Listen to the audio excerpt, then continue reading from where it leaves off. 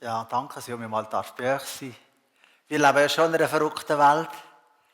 Da so ein paar alte Grosseltern schicken die ganze Jugend in den Tod, in Krieg. Viele kommen nie mehr zurück. Ihr wisst ja, ich war viel auch noch in Sibirien. Und wir dürfen für die frohe Botschaft unterwegs sein. Von der Vergebung, von der Liebe, von der Versöhnung. Was ist das für ein Vorrecht? Lasst es uns weiter tun, unser Land ist ja verrückt mit diesen Anwälten und alles, was das Gestürm, weil sie Gott vergessen haben. Dann will man auch irgendwie alles absichern. Und es geht manchmal nur um das Geld, hat man das Gefühl. Wo etwas Schlimmes passiert. Und wir wollen umso mehr die frohe Botschaft weitergeben. Da, wo wir sind und sagen, hey, es gibt eine Liebe, die nicht vergeht, eine Ewigkeit.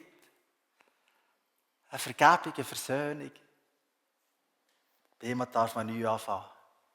Ja, so viel zum Einstieg. Ich darf uns etwas weitergeben, aber Bundesladen. Wir haben als Predigerteam uns das vorgenommen in diesem Jahr, gemeinsam ein bisschen die Stiftshütte zu betrachten. Und mir ist bei der Einteilung eben Bundesladen, der Gnadenthron noch genannt, zugefallen. Und jetzt stell dir das vor, der Schöpfer von Himmel und Erde, der König und Vater über alles, der will unbedingt eine Beziehung zu uns Menschen aufbauen. Einfach, weil er uns so gerne hat, gibt er sich selber ganz her für uns. Damit alles, was uns von ihm trennt, kann vorgenommen werden. Gott sehnt sich so danach, dass wir Zeit mit ihm verbringen.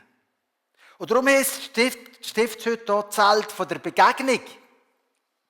Gott will sich seinem Volk wie neu offenbaren. Und wenn wir sehen, wie das Bild von der Stiftshütte bis ins Neue Testament übergeht, dann sehen wir, was für eine tiefe Bedeutung das Ganze für uns eben auch heute noch hat, für unser Leben. Beim ersten Schritt in die Stiftshütte begegnen wir ja dem Brandopferaltar vorne. Die Menschen bringen hier ihre Opfertiere, um Gott zu danken, um Vergebung von ihren Sünden zu bekommen. Und bereits das Bild weist ja auf Jesus her. Er ist das endgültige Opferlamm geworden, das für alles genügt. Wir müssen nicht mehr opfern, weil er alles vollbracht hat. Es ist vollbracht, hat er gesagt. Der zweite Schritt ist das Waschbecken. Viele denken, zuerst muss man sich doch reinigen, bevor man zu Gott darf kommen. Fakt aber ist, wir kommen nur über Gnade, über das Opfer von Jesus zum Vater. Erst, wenn uns seine Gnade berührt, verändert sich unser Leben. Dann begegnen wir im Inneren vom Zelt rechts dem Schaubrottisch. Brot, hat er schon das letzte Mal gehört, das Grundnahrungsmittel. Und Jesus sagt ja, ich bin das Brot vom Leben. Er stillt uns am Mangel und gibt uns alles, was wir brauchen für das Leben. Links im Zelt steht der Leuchter, die Menora. Und er weist auf Jesus, der sagt, ich bin das Licht von dieser Welt. Lasst euch durch mich zum Licht führen. Ich kann alles hell machen, was bei dir vielleicht dunkel ist. Dann haben wir noch den Räucheraltar, der Ort der Feuerbitte. Wenn der Priester davor gestanden ist, hat er ja die goldigen Platten hier. Ja, noch da noch drauf da. Da hier, ihr seht es auf der Brust, einfach die Platte, die er da hat. Wo alles für uns steht. Die 12 Steine, die ja für die 12 Stämme von Israel stehen. Und heute ist Jesus unser hoher Priester. Was heißt, dass er Tag und Nacht vor dem Vater für uns einsteht im Hebräer 9,24. Und er im Inneren vom Zelt, hinter dem Vorhang, im Allerheiligsten steht noch das heutige Thema, eben Bundesladen. Sie steht für Gottes Gegenwart. Für seine Gegenwart. Während der Kreuzigung von Jesus ist ja der Vorhang im Allerheiligsten von oben nach unten zerrissen. Um uns zu sagen, der Zugang zu Gott ist jetzt zu jeder Zeit frei. Jesus hat uns nicht zu Knechten berufen, sondern zu seinen Kindern, die mit ihm verbunden sind. Das sehen wir so schön an dem, was Gott dem Mose sagt.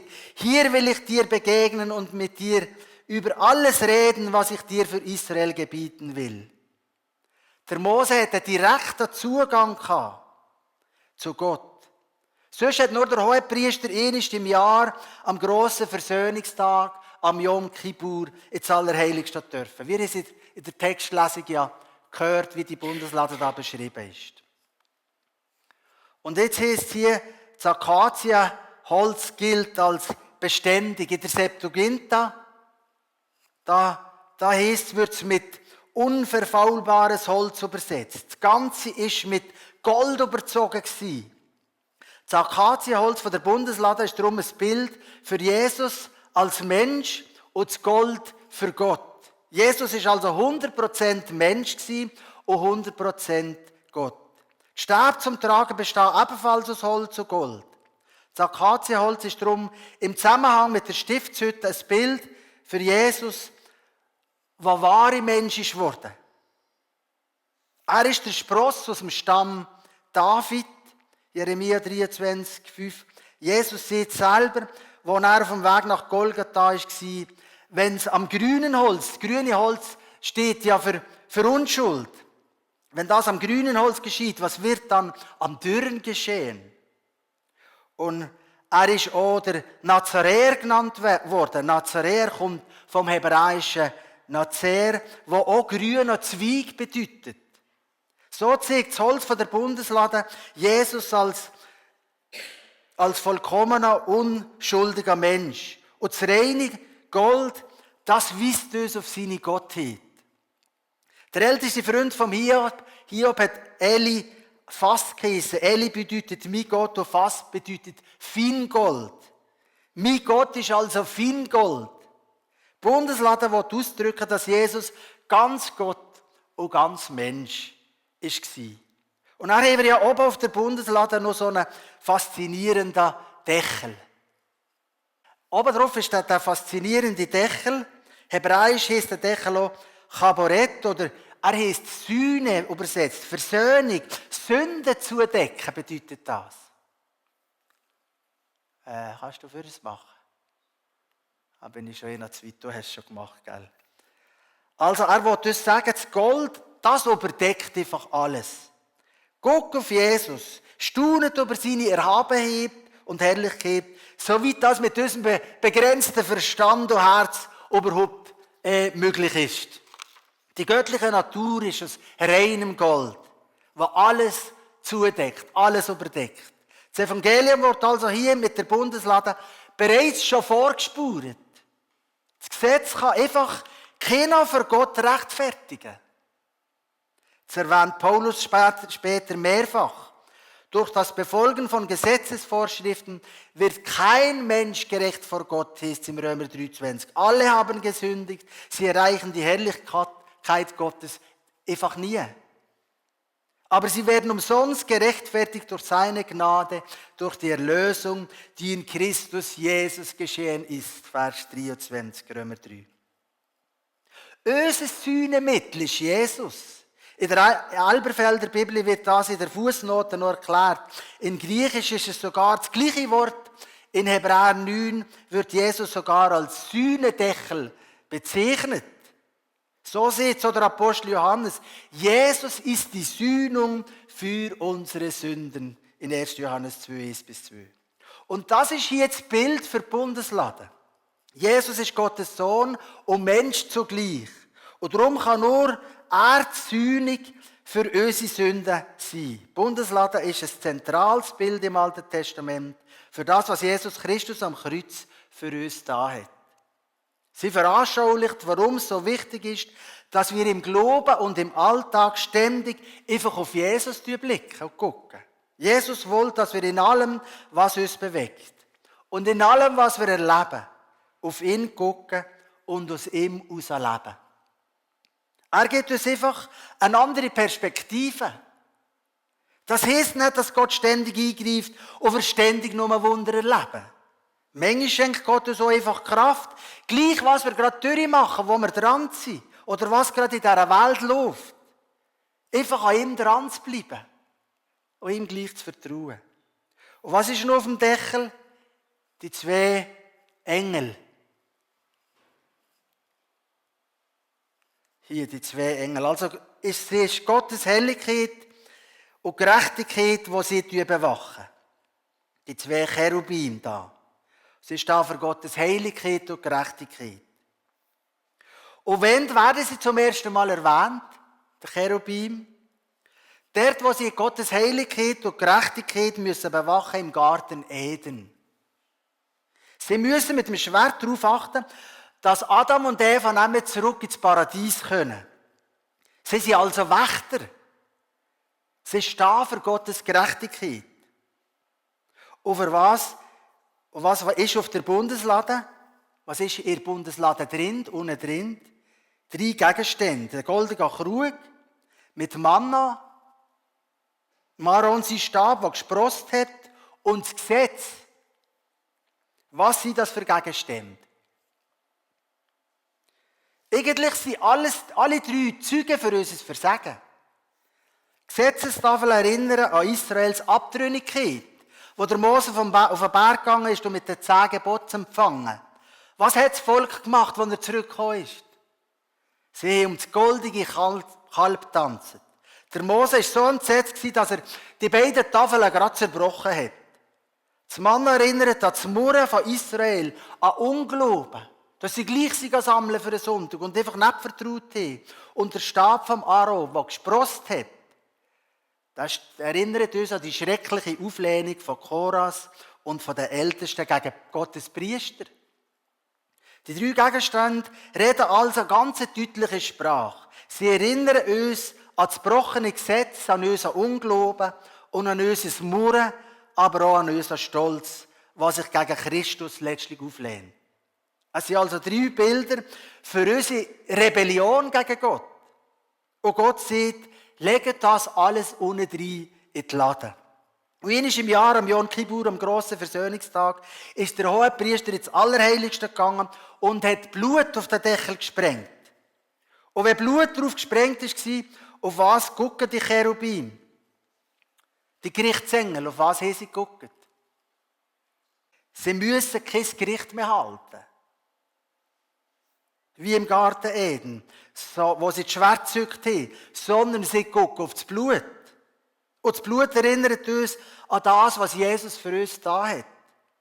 Er gibt für uns sein Blut. Jedes Jahr am Yom Kippur ist das Blut auf den Sühnendeckel gesprengt worden. Und rings um den Deckel ist eine Krone, wo sie für das königliche Werk für Jesus steht. Er ist nun der König von allen Königen. Wir haben für ihn leider nur eine Dornenkrone gehabt. Jetzt aber ist er mit Herrlichkeit und Ehre gekrönt, heisst es im Hebräer 2, Vers 9. Der Blick der Cherubim richtet sich nicht mehr auf die Rebellion der Menschen. Ihre Augen gucken jetzt auf das Blut. Mit anderen Worten, sie verkörpern Gottes richterliche Gerechtigkeit. Und wenn Gott nun auf das unschuldige Blut von seinem Sohn guckt, dann kann er nicht mehr durch das Blut durch auf unsere Sünde gucken. Symbolisch, wo in der Lade da unten drin ist. Wegen dem Blut von Jesus sieht Gott keine Sünde mehr. Jesaja 1,18 sieht es später so schön. Wenn eure Sünden auch rot sind wie Blut, sie sollen doch schneeweiß werden. Schneeweiß soll es werden. Und darum gibt es für uns auch keinen anderen Weg mehr zum Vater, außer durch das vergossene Blut von Jesus, von seinem Sohn. Darum kann auch kein Engel für uns sterben, weil in ihnen kein Blut fließt. Darum kann Jesus als Kind an Weihnachten kommen, um für uns zu sterben.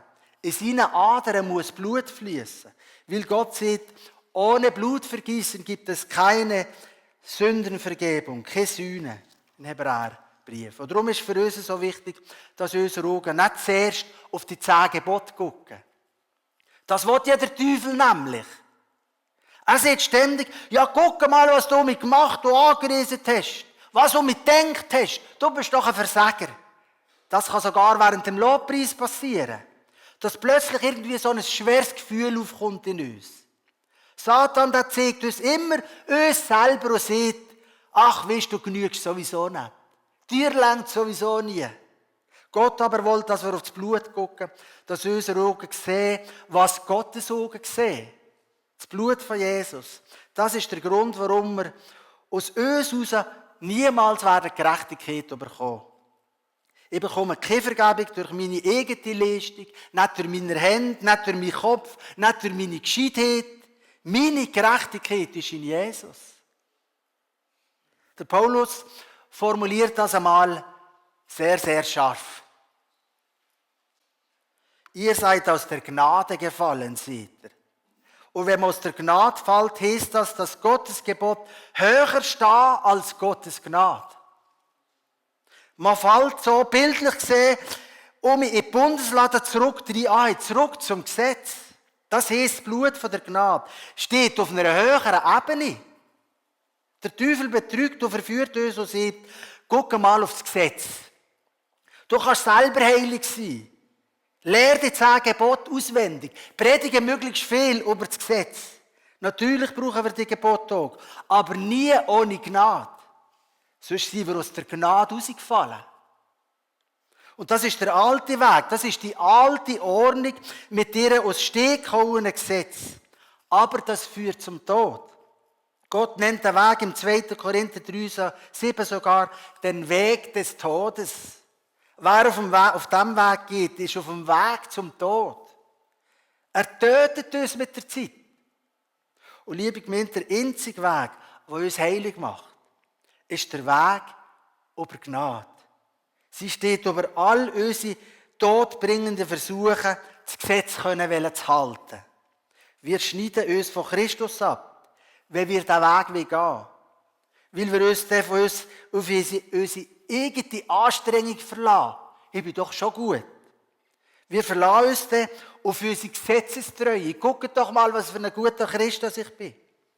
Sehr anschaulich sehen wir das ja in Johannes 8. Da kommen die Pharisäer zu Jesus und sie bringen eine Frau mit, die sie beim Ehebruch ertappt haben. Und sie werfen sie dort zu Jesus vor die Füße und sagen, Meister, im Gesetz hat Mose geboten, dass so Leute, die sollen gesteinigt werden. Vers 4.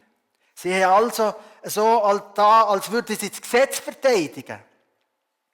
Aber man merkt sehr schnell, das Gesetz ist ihnen gar nicht auf dem Herz gelegen. Sie wollten damit nur erreichen, dass Jesus vom Gnadenthron gestoßen wird. Sie wollen das Gesetz zurückbringen. Das sagten sie aber, um ihn zu versuchen, damit sie ihn anklagen können. Und so Leute gibt es bis heute. Sie warten nur darauf, Jesus und seine Jünger irgendwo ein bisschen anzuklagen. Ja, guck mal, wie die tun. So oft werden die Frommen als Ausrede gebraucht, dass man nicht zu Gott kommen muss. Sie warten nur darauf, Jesus und seine Jünger können anzuklagen. Es geht ihnen gar nicht um das Gesetz. Und trotzdem will sie das Gesetz zurückbringen, weil sie die Gnade von Jesus nicht will. Sie will ihn beseitigen. Und was passiert jetzt? Aber Jesus bückte sich und schrieb mit dem Finger etwas in den Staub. Er tut so, als hätte er sie gar nicht gehört. Und er schreibt nicht nur auf den Boden, sondern es heißt noch, er bückte sich dazu. Als sie nun fortfuhren, ihn zu fragen, richtete er sich auf und sprach zu ihnen, okay, von mir aus, steinigt sie, aber nur wer ohne Sünde ist, darf den ersten Stein werfen. Hat Jesus damit das Gesetz gebrochen? Im Gegenteil, er hat es nur verstärkt. Er hat das Gesetz aufrecht gehabt. Hat Jesus die Pharisäer geliebt? Ja, bückte er ihnen noch eine zweite Chance geben. Dann steht, und wieder bückte er sich und schrieb in den Staub, in Vers 8. Wie viel schreibt Gott die 10 Gebote? Auch 2-mal. Das erste Mal auf dem Berg Sinai, wo der Mose sie übergeben hat, und wo der Mose vom Berg ist gekommen, hat er gesehen, wie das Volk das goldige Kalb anbetet.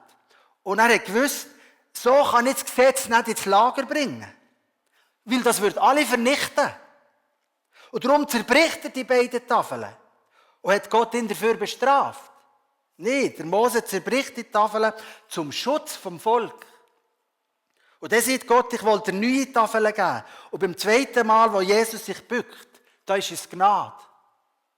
Er wendet das Gesetz von der Frau ab und richtet es gegen ihren Ankläger. Ihr bildet euch etwas ein auf das Gesetz. Gut, der richte ich auch das volle Licht auf das Gesetz und auf euch. Und Jesus sagt, wer unter euch ohne Sünde ist, der werfe den ersten Stein auf sie. Und in der Bibel steht in Vers 9, als sie aber das hörten, gingen sie von ihrem Gewissen überführt, einer nach dem anderen hinaus. Sie haben das Licht vom Gesetz gar nicht ertragen. Sie haben nur davon laufen, so nach dem Motto, ja, die Frau hat gekocht, ich muss jetzt schnell heimgehen nach dem Gottesdienst. Ich habe keine Zeit mehr mit dem zu stellen.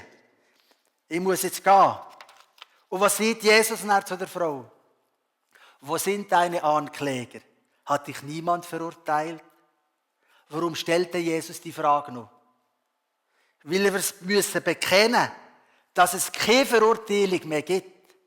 Jesus möchte, dass wir es bekennen und ihn damit gross machen in dieser Welt. Er war eigentlich schon klar gewesen, dass niemand sie verurteilt hat, wo sie ja alle gegangen sind. Aber Jesus wollte, dass sie es bekennt und sieht, niemand Herr. Ich bin frei. Und es ist so wichtig, dass wir Jesus bekennen. Und was sagt er dann zu ihr? So verurteile ich dich auch nicht, geh hin und sündige nicht mehr. Kraft herzugehen und nicht mehr zu sündigen, entspringt dem Gnadenthron. So verurteile ich dich auch nicht. Und die Engel von der Bundeslade, die symbolisieren das. Gott sieht nur noch das Blut von seinem Sohn, von Jesus. So gibt es nun keine Verdammnis mehr für die, die in Christus Jesus sind, heißt es doch im Römer 8. Das ganze Kapitel steckt voller Sieg von Jesus für seine Kinder. Und es endet mit: Nichts kann uns scheiden von der Liebe Gottes, die in Christus Jesus ist, unserem Herrn. Nichts. Und wie geht es weiter nach dieser Geschichte in Johannes 8? Was sieht Jesus als nächsten Vers, der Vers 12? Er geht zurück zu den Pharisäern, um ihnen und auch uns das zu sagen. Ich bin das Licht von der Welt. Wer mir nachfolgt, wird nicht mehr in der Finsternis wandeln, sondern wer wird das Licht vom Leben haben, das zum Leben führt. Jesus meint hier nicht das Licht, vor dem wir uns fürchten müssen, weil wir ins Allerheiligste kommen. Weil unsere Sünde von ihm voll bloßstellt. Und er sagt, fürchtet euch nicht mehr von dem Licht. Euch ist heute der Heiland geboren. Sein Licht zeigt uns, wie vollkommen sein Werk ist und wie wunderbar sein Blut uns reingewaschen hat. Weißer als Schnee. Ich glaube, das letzte Mal habe ich euch doch die Geschichte vom Misthaufen erzählt. Als Bub musste ich doch halb in die Weide misten. Und dann hat es einmal einen viel geschnitten am Morgen, dass ich den Misthaufen nie mehr gefunden habe. Wenn Jesus vergibt, finden wir keinen Misthaufen mehr. Wir sind reingewaschen durch sein Blut. Und wisst ihr, wir haben manchmal so komische Vorstellungen von Gott. Wie wir vor Gott müssten sein. Was wir alles noch müssten tun. Einige rufen lieber, wie kann Jesus es wagen, so zu reden? Sie rufen lieber, steinigt sie. Und am liebsten würden sie auch rufen, steinigt doch auch ihn. Er lästert Gott. Wo bleibt da Gottes Gerechtigkeit? Er aber wollte, dass ich ihm mein Herz ausschütte. Dass ich seine Nähe suche. Dass ich bei ihm lebe und bei ihm bleibe. Dass ich auf sein Blut gucke, das er für mich vergossen hat. Fühlen und ihn anbeten. Und er geht warum ich heim. Wo bleibt Jesus am Montag oder schon heute Nachmittag? Wisst ihr, er ist bei dir. Er ist bei dir in deiner Wohnung, da, wo du lebst. Und wenn du heute Abend einen Western reinziehst oder irgendeine Seifenoper guckst, dann ist er auch da. Er will nicht einfach ins Nebenzimmer geschickt werden. Die Frage ist nur, ob ich ihn gerne habe. Einige meinen ja manchmal, dass wir als Christen nicht mehr versagen dürfen. Dass wir ganz gehorsam werden müssen. Das können wir leider gar nie. Wir können nicht so im Licht leben, wie Jesus gelebt hat. Aber wir können seinem Licht nachfolgen. Weil der Zugang frei ist. Weil durch das Sterben von Jesus der Vorhang von oben nach unten zerrissen ist. Nicht von unten nach oben, von oben nach unten. Zerrissen. Der Zugang zum Allerheiligsten ist nun zu jeder Zeit frei für dich. Nicht nur einmal im Jahr, sondern jeden Tag. Jeden Tag darfst du kommen. Darum lasst uns hinzutreten mit Zuversicht zum Thron der Gnade, damit wir Barmherzigkeit empfangen und Gnade finden zu der Zeit, wenn wir Hilfe nötig haben. Denn wir haben alle genommen aus der Fülle seines Reichtums Gnade um Gnade, Geschenk um Geschenk. Nimm es einfach an, das ist mir nicht so gross geworden. Gnade um Gnade. Und wenn der Hohepriester ins Allerheiligste geht, dann trägt er ja die 12 Edelsteine an seiner Brust tragen. Sie sind ein Bild für unseren Hohepriester Jesus, der uns ganz nah an seinem Herz tritt. Steine reflektieren das Licht nur. Und so sollen wir uns sehen. Er ist das Licht der Welt. Stell dir vor, wie du seine Herrlichkeit widerspiegelst, wenn du vor Gott kommst. Wie sollte er uns mit ihm nicht alles schenken? Noch einmal der Römerbrief, Kapitel 8. Und ich möchte dich heute Morgen einfach einladen, jetzt einfach dein Herz zu öffnen und so zu Jesus zu kommen, wie du gerade bist, wie es gerade aussieht. Die Bibel sagt, jetzt ist die Zeit, schieb es nicht raus.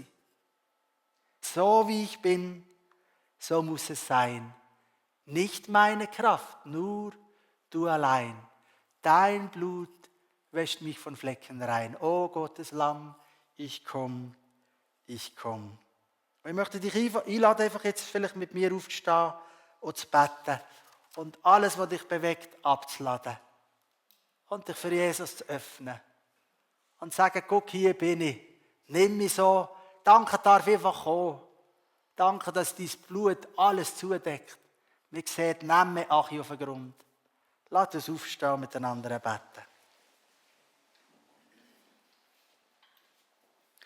Ich möchte dir danken, Jesus, dass du für meine Sünde einfach am Kreuz gestorben bist. Und ja, wir können so nur bekennen, ja, wir sind sündige Menschen. Ich bin ein sündiger Mensch. Aber ich glaube es, Jesus, dass du gekommen bist, um all meine Sünden und meine Schuld wegzuwaschen, durch dein Blut am Kreuz. Und danke, dass du von den Toten auferstanden bist, ohne meine Sünden, ohne meine Schuld. Und danke, muss ich keine Angst mehr haben. Ich muss nicht mehr denken, oh Mann, mir reicht es einmal nie. Lass mich einfach auf dein Blut gucken. Was ich brauche, ist deine Gnade. Was alles in meinem Leben räumt, was dir nur am Weg steht. Und wenn du mir auch etwas manchmal wegnehmen musst, was mich vielleicht noch hindert, ganz bei dir zu sein, hilf mir doch einfach, es loszulassen. Du gibst mir etwas so viel Besseres dafür. Wenn du auch eine Tür zuschliessest, dann öffnest du für uns ein grosses Tor. Danke, Jesus, dass du so bist. So nach, so anders. Und darum, auch mein Herr, Heiland sollst du sein, mein Gott, Jesus. Er möge uns segnen, im Namen von Jesus Christus, und uns ganz neu berühren mit seiner Liebe, und er sein Blut vergossen hat für uns. Und es langt. Danke, dass der Vater nicht mehr sieht von unserer Schuld, sondern nur noch dich und dein Blut. Dich beten wir an, Jesus. Amen.